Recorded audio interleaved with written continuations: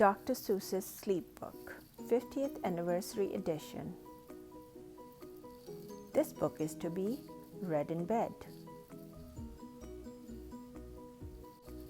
The news just came in from the county of Keck that a very small bug by the name of Van Cleck is yawning so wide you can look down his neck. This may not seem very important, I know, but it is, so I'm bothering telling you so. A yawn is quite catching, you see, like a cough. It just takes one yawn to start other yawns off. Now the news has come in that some friends of Van Cleck's are yawning so wide you can look down their necks. At this moment right now, under 7 more noses, great yawns are in blossom, they are blooming like roses. The yawn of that one little bug is still spreading. According to latest reports, it is heading across the wide field through the sleepy night air, across the whole country towards every which where. And people are gradually starting to say, I feel rather drowsy, I've had quite a day. Creatures are starting to think about rest. 2 before bombers are now building their nest. They do it each night, and quite often I wonder how they do this big job without making a blunder.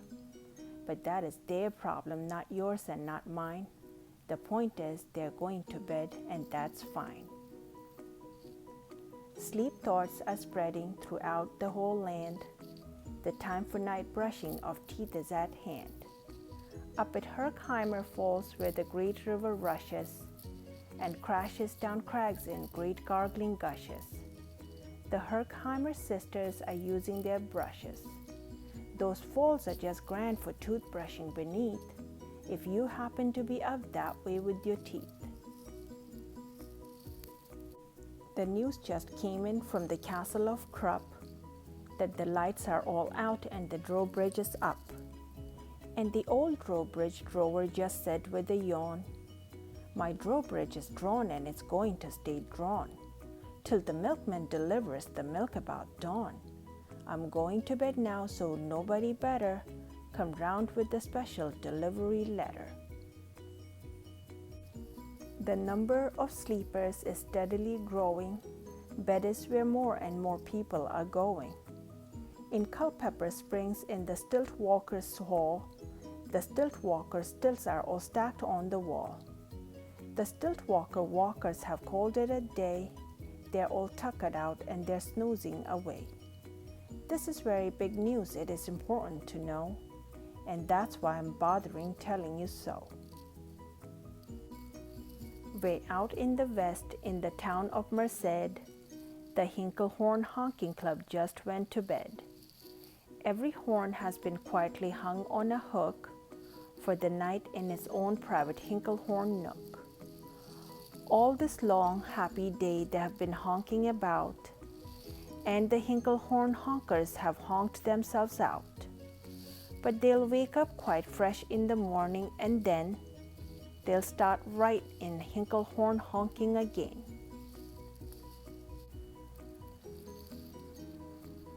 Everywhere creatures are falling asleep.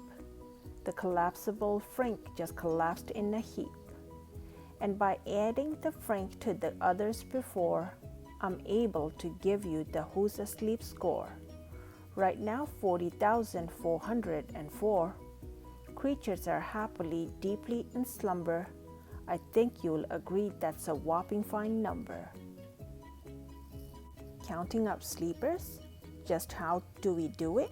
Really quite simple. There's nothing much to it. We find out how many, we learn the amount by an audio-teleo count. On a mountain halfway between Reno and Rome, we have a machine in a plexiglass dome, which listens and looks into everyone's home. And whenever it sees a new sleeper go flop, it jiggles and lets a new biggle ball drop. Our chap counts these balls as they plop in a cup, and that's how we know who is down and who's up. Do you talk in your sleep? It's a wonderful sport, and I have some news of this sport to report. The world champion sleep talkers Joe and Mo Redzoff have just gone to sleep and they're talking their heads off. For 45 years now, each chattering brother has babbled and gabbled all night to the other. They have talked about laws and they have talked about gods. They have talked about paws and they have talked about flaws. They have talked quite a lot about old Santa Claus. And the reason I'm telling you this is because you should take up this sport. It's just fine for the jaws. Do you walk in your sleep? I just had a report of some interesting news of this popular sport. Near Finnegan Fen, there's a sleepwalking group which not only walks but it walks a la hoop. Every night they go miles. Why they walk to such length? They have to keep eating to keep up their strength. So every so often one puts down his hoop, stops hooping and does some quick snooping for soup. That's why they're known as the Hoop Soup Snoop Group. Sleepwalking too are the curious crandalls who sleepwalk on hills with assorted-sized candles. The crandalls walk nightly in slumbering peace in spite of slight burns from the hot dripping grease. The crandalls wear candles because they walk far, and if they wake up, want to see where they are. Now the news has arrived from the Valley of Vale that a Chippendale mup has just bitten his tail, which he does every night before shutting his eyes. Such nipping sounds silly, but really it's wise. He has no alarm clock, so this is the way he makes sure that he'll wake at the right time of day. His tail is so long he won't feel any pain till the nip makes the trip and gets up to his brain. In exactly 8 hours, the Chippendale mup will at last feel the bite and yell ouch and wake up. A Mr. and Mrs. J. Carmichael Crocks have just gone to bed near the town of Fort Knox, and they, by the way, have the finest of clocks. I'm not at all sure that I quite understand just how the things work with that one extra hand, but I do know this clock does one very slick trick. It doesn't tick-tock, how it goes is talk-tick. So with ticks in its talker and talks in its ticker, it saves lots of time and the sleepers sleep quicker. What a fine night for sleeping, for all that I hear is the best night for sleeping in many a year. They're even asleep in the Zweiback Motel, and people don't usually sleep there too well. The beds are like rocks, and as everyone knows, the sheets are too short, they won't cover your toes. So, if people are actually sleeping in there, it's a great night for sleeping, it must be the air. It's a great night for snores. I just had a report of some boys who are tops in this musical sport. The snoriest snorers in all our fair land are Snorter McPhail and his Snore Snort Band. This band can snore Dixie and Old Swanee River so loud it would make 40 elephants shiver. The loudest of all of the boys is McPhail. He snores with his head in a 3-gallon pail. So they snore in a cave 20 miles out of town. If they snored closer in, they would snore the town down. Do you know who's asleep out in Funa Laguna? 2 very nice Funa Laguna baboona. We've added them into our Who's Asleep count, which has grown to a really amazing amount. Exactly 8,808 creatures are sleeping now. Isn't that great? A Jed is in bed, and the bed of a Jed is the softest of beds in the world, it is said. He makes it from pom-poms he grows on his head, and he's sleeping right now on the softest of fluff, completely exhausted from growing the stuff. The news has come in from the district of Doft that 2 oft are asleep and they're sleeping aloft. And how are they able to sleep off the ground? I'll tell you, I weighed one last week and I found that an oft is so light he weighs -1 pound. A moose is asleep, he is dreaming of moose drinks. A goose is asleep, he is dreaming of goose drinks. That's well and good when a moose dreams of moose juice, and nothing goes wrong when a goose dreams of goose juice. But it isn't too good when a moose and a goose start dreaming they're drinking the other one's juice. Moose juice, not goose juice, is juice for a moose, and goose juice, not moose juice, is juice for a goose.